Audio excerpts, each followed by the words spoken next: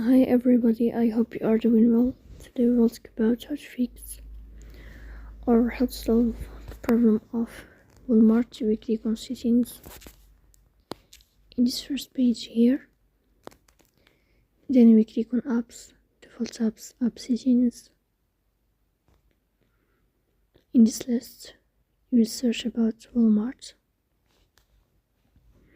Then we click on first stop and you will click OK.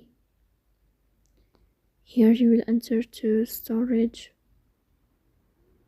Then we click on clear cache. In the end, you will turn off your Wi-Fi and you will turn on your Wi-Fi again to fix that problem. So that's all. Don't forget to support us by like and subscribe. See you next time and thank you for your watching and your attention.